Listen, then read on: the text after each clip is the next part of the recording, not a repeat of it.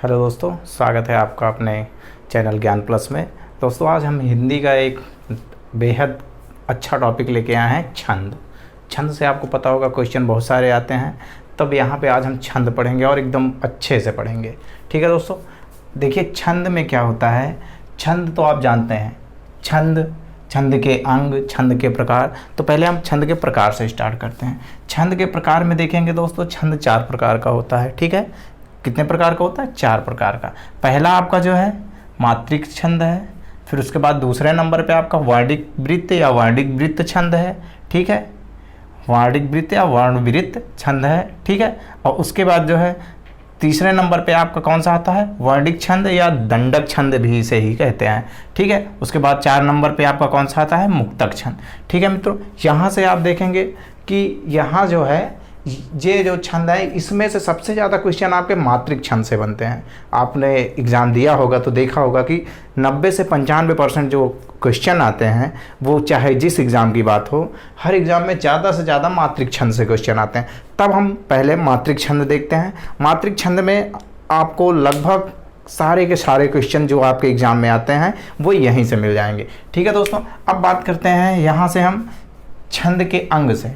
ठीक है दोस्तों, छंद के अंग।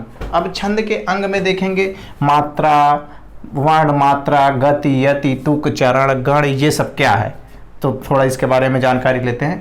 वर्ण क्या होता है दोस्तों? वर्ण में आपने देखा होगा कि आपका वर्ण जो है, जैसे कि हमने का, खा, गा, घा, ये जो है ये हमारे कौन क्या है? ये हमारे वर्ण है। क्या है दोस्तों? वर्ण है। तो यही जो है वर्ण, ये जो वर्ण यहाँ पे बताया जाए, यही जो है का, खा, गा, यही वर्ण है। ठीक है, मात्रा की बात करें तो मात्रा में जैसे कि हम जब देखते हैं कि जो दोहा हो, चौपाई हो, बरवै हो, कुछ भी हो, जहाँ पे जैसे हम वहाँ पे मात्राएं गणना करते हैं, जैसे ये लघु है, ये दीर्घ या गुरु है। ठीक है, यही जो है यही मात्रा है, यही छंद में इसी तरीके से इसको बोलते हैं लघु, इसको गुरु। ठीक है दोस्तों, तो यहाँ पे यही मात्रा की बात कर रहा है। और गति आपने देखा होगा, जैसे आप कोई दोहा या छंद पढ़ते हैं, ठीक है, दोहा या सोठा या कुछ भी जब पढ़ते हैं तो आपका एक लय होता है। आप वहाँ पे ऐसे नहीं पढ़ते जैसे हम मैथ्स वगैरह में पढ़ते हैं या इंग्लिश वगैरह पढ़ते हैं, ऐसे नहीं पढ़ते। वहाँ एक लय से, एक रिदम से पढ़ते हैं। जैसे आप पढ़ते होंगे हनुमान चालीसा, जय हनुमान ज्ञान गुण सागर। अब ऐसे एक रिदम में पढ़ते हैं, आप उसको ऐसे तो नहीं जय हनुमान ऐसे तो नहीं पढ़ते, आप एक रिदम, एक लय में वहाँ पे पढ़ते हैं। तो वही जो है ये क्या है? गति वही है, एक रिदम या लय में जो पढ़ा जाता है वही गति। अब यति की बात करें तो यति क्या होता है? यति दोस्तों वो होता है, जैसे आप एक जब दोहा या छंद या चौपाई या सोठा कुछ देखते हैं तो वहाँ पे 4 चरण होते हैं। कितने? 4 चरण होते हैं। ठीक है, अब पर प्रत्येक चरण के बाद एक हमें कॉमा मिलता है। ठीक है दोस्तों, जैसे यहाँ पे देख लें, यहाँ पे कॉमा लगा है। ठीक है, कॉमा लगा है ना, वही जो कॉमा होता है वही हमारा यति है। ठीक है, अब तुक की बात करें, तुक क्या है? तुक में हम देखते हैं कि जैसे हमने कोई वर्ड जहाँ से शुरू किया वहीं पे ख़त्म होता है। जैसे कि यहाँ पे पवन तनय संकट हरण मंगल मूर्ति रूप, यहाँ पे रूप आया है, राम लखन सीता सहित हृदय बसहु सुरभूप, यहाँ पे पा आया है, यहाँ पे भी पा आया है। तो एक तुक, एक जो सिस्टम बैठता है, एक जब बोलने का मतलब कि जैसे आप कोई शेरो या शायरी लिखते हैं, अगर का से लास्ट हुआ है तो का पे ही, मतलब का से अगर उसकी फर्स्ट लाइन गई है तो सेकंड लाइन उसको अंत भी आपको का से ही करते हैं। तब आपका एक लय बना रहता है उस पर बोलने का और पढ़ने का, और वो सुनने में भी बेहद सुखदायी और अच्छा लगता है। तब वही है, क्या है? वही है तुक। ठीक है दोस्तों, चरण। अब चरण क्या होता है? चरण आप जानते हैं, जैसे प्रत्येक दोहा या छंद में 4 चरण होते हैं। ठीक है, तो 4 चरण जो हैं वही है, जैसे कि यहाँ पे 1 चरण, 2 चरण, 3 चरण, 4 चरण है, यहाँ पे भी 4 चरण है। ठीक है, वही जो चरण है वो वही, उसी की बात कर। अब गण की बात है। ठीक है दोस्तों, क्या होता है? गण। अब यहाँ पे अगर देखा जाए तो थोड़ा गण जो है ये देखते हैं, उसके बाद आपका आता है गण। गण में हम देखते हैं गण क्या होता है। गण जो 3 अक्षरों का समूह, जैसे कि यहाँ पे है पवन, तनय, संकट, हरण, मंगल, मुहूर्त, इसमें क्या है? तीन तीन वर्ण हैं, यही है आपका गण, मतलब 3 वर्ण का समूह जो होता है उसी को हम क्या कहते हैं, गण कहते हैं। ठीक है दोस्तों, गण आप समझ गए। अब इसके बाद बात आती है, आगे हम चलते हैं, अब देखते हैं इसके बाद हमको पढ़ना है मात्रिक छंद। हमने छंद के अंग के बारे में पढ़ लिया, किसमें क्या क्या होता है, कि वर्ण, मात्रा, गति, यति, तुक, चरण, गण। ठीक है, आप एक रिदम में इसको पढ़ भी सकते हैं, जैसे वर्ण, मात्रा, गति, यति, तुक, चरण, गण, वर्ण, मात्रा, गति, यति, तुक, चरण, छंद, तुक, चरण, गण। सॉरी दोस्तों, ठीक है, तो यही है। आप वर्ण के अंग के बारे में देखेंगे तो 3, 3, 6 और 1, 7। ठीक है, अब बात करते हैं मात्रिक छंद की। मात्रिक छंद में 3 पार्ट होते हैं दोस्तों। कौन कौन से होते हैं, आपके यहाँ पे 3 पार्ट होते हैं। ठीक है, सम मात्रिक, अर्धसम मात्रिक और विषम मात्रिक। ठीक है, अब यहाँ पे देखते हैं कि अर्धसम मतलब कि सम मात्रिक पहले आता है। ठीक है, तो सम मात्रिक में हमने आपको एक यहाँ पे एक फॉर्मूला टाइप का, कहने का मतलब एक आपको ट्रिक भी बना दिया है, चारों गीत हरिगीतिका। ठीक है, चारों गीत हरिगीत का, आप इसको 2 से 3 बार रिपीट कर लेंगे, आपके दिमाग में बैठ जाएगा, चारों गीत हरिगीतिका। अब चारों गीत में चा पहले आता है, तो चा से हमने क्या लिखा है, चौपाई। ठीक है, अब रा आया है, तो रा से क्या है, रोला। ठीक है दोस्तों, अब गीत, पूरा पूरा गीत हमने दिया है, गीत का मतलब गीतिका, हरिगीत का आपका पूरा रहेगा हरिगीत का। अब इसमें जो है ये कौन से छंद हैं, ये सम मात्रिक हैं। कौन सा है, सम मात्रिक, तो इसमें मात्राएं जो होंगी वो सम में आएंगी। ठीक है, तो वही है, चौपाई में कितने हैं, 16 मात्राएं, रोला में जो आपकी 24 है, गीतिका में 26, हरिगीतिका में 28। उसके बाद आपका आता है अर्धसम मात्रिक। अर्धसम मात्रिक का मतलब होता है कि आपकी आधी मात्राएं सम हो सकती हैं, आधी विषम हो सकती हैं कुछ कुछ में। ठीक है दोस्तों, तब यहाँ से देखते हैं कि यहाँ पे कौन से आते हैं, दोहा, सोहठा, बरवा, उलाला।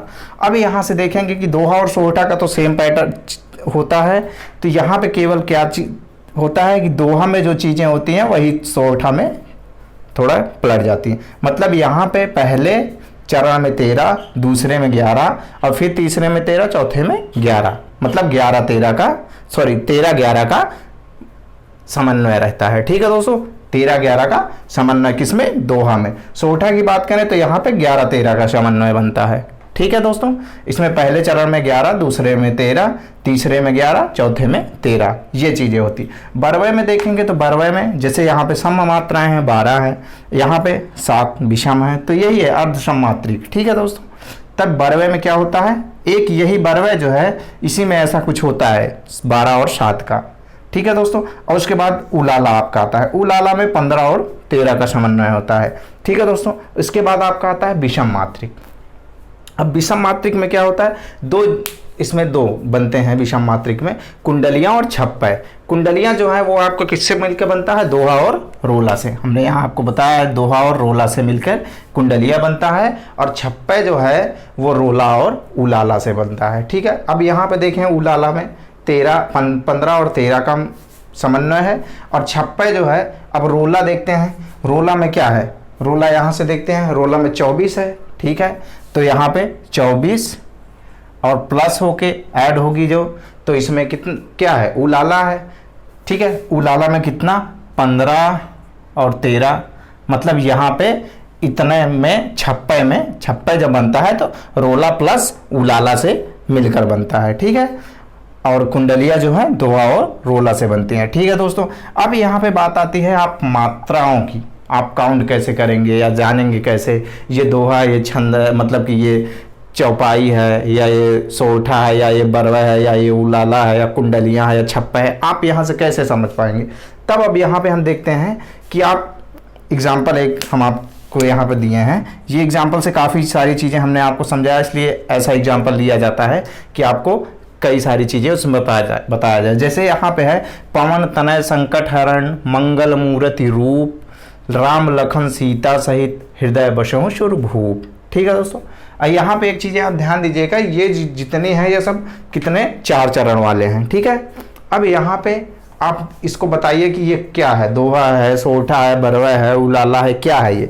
तो इसको हम ऐसे नहीं बता सकते, इसको पहले इसकी मात्राएं हमको पहले काउंट करनी पड़ेगी। ठीक है, हम मात्राएं काउंट कर लेते हैं। अब यहाँ पे देखिए पा है, वाह है, ना है, पवन है। यहाँ पे आपको ये समझ में आ रहा होगा कि यहाँ पे तो कोई मात्रा है नहीं, लेकिन नहीं दोस्तों, जब आपको हमने वर्णमाला पढ़ाया होगा तो वहाँ हमने आपको बताया होगा कि का, मान लीजिए का एक वर्ड है, ठीक है, लेकिन ये पूरा कंप्लीट का एक वर्ड्स नहीं, ये स्वर और व्यंजन से मिल के बना है। ठीक है, स्वर व्यंजन कैसे, अगर का की बात करें तो का जो अपने आप में स्वयं में ऐसे लिखा जाता है, मतलब आधा है, अब इसमें ऐड कर देते हैं आ, तो क्या हो जाता है, ये पूरा कंप्लीट का बनता है। ठीक है, ख की बात करें, ठीक है दोस्तों, तब ये कंप्लीट खा बनता है। ठीक है, नहीं ख, और जब आ ऐड होता है तब बनता है ख। ठीक है, तो इसी तरीके से इसमें कितनी मात्रा है, इसमें एक लघु मात्रा है, लघु है, लघु है, लघु है, इसमें भी लघु है, लघु लघु। ठीक है, अब यहाँ पे संकट लिखा है। ठीक है, इसमें क्या है, इसमें गुरु मात्रा है। ठीक है, इसमें लघु है, लघु है, और इसमें भी, ठीक है, यहाँ पे क्या है, गुरु है। ठीक है, लघु है, लघु। अब ये ऊ बड़ा है, इसमें भी क्या है, मतलब यहाँ पे गुरु है। ठीक है, फिर यहाँ पे लघु है, लघु है, यहाँ पे बड़ा ऊ है, गुरु है, लघु है। ठीक है, यहाँ पे गुरु है, लघु है, लघु लघु, यहाँ पे भी लघु है, यहाँ पे गुरु मात्रा है, यहाँ पे भी गुरु है। ठीक है, लघु है, लघु है।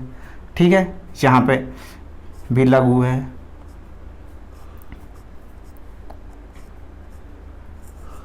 ठीक है, अब काउंट कर लेते हैं हम। अभी आपको बताएंगे कि लघु कब आता है और गुरु कब आता है। जैसे कि आपने देखा कि अन और आहा में है, यहाँ पे हमने ऊ मात्रा लगी है, लेकिन हमने लघु ही लगाया है। अब काउंट करते हैं, जैसे कि 1 2 3 4 5 6 और 2 8, 2 10 और 3 13। पहले चरण में 13 मात्राएं आ गई। दूसरे चरण की बात करते हैं, यहाँ पे ये जो गुरु है तो यहाँ पे 2 मात्राएं काउंट होंगी, 2 3 4, और यहाँ 2 6 7 8, 2 10 और 1 11। ठीक है, काउंट कर लिया। अब देखिए, आप जैसे कि छोटा, मतलब मान लीजिए ये सब में कोई मात्राएं, छोटा की मात्रा तो लगती नहीं, तब आप वहाँ पे मतलब लघु ही काउंट करेंगे। और जब आपकी छोटी ई हो, छोटा ऊ हो, ठीक है, और ऋषि हो, छोटी ऋषि, ठीक है, अब ये छोटी, इसमें आपको कि कौन सी मात्रा है, लघु रहेंगी। और अगर ए आ जाए, औ आ जाए, ओ आ जाए, औ आ जाए, अन आ जाए, आह आ जाए, और बड़ी ली, जहाँ पे ये वाली ली मिले, वहाँ पे कौन सी मात्राएं काउंट होती हैं, गुरु मात्राएं काउंट होती है। ठीक है, अब यहाँ से क्लियर हो गया आपका कौन सा है ये, मतलब 13 और 11, 13 11 का समन्वय बन रहा है। अब 13 11 आप देख सकते हैं क्या है आपका, 13 11 दोहा है, मतलब ये है क्या, दोहा है। ठीक है दोस्तों, ये आपका दोहा है। तो इसी तरीके से आप जब एग्जाम्पल 2-4 करेंगे तब वहां से आपको अच्छे से समझ में आ जाएगा कि हमको मात्राएं काउंट करनी कैसे करनी है। ठीक है दोस्तों, तब यहाँ पे हम ज़्यादा आपको एग्जाम्पल नहीं बता सकते क्योंकि हमारे पास एक सीमित बोर्ड है।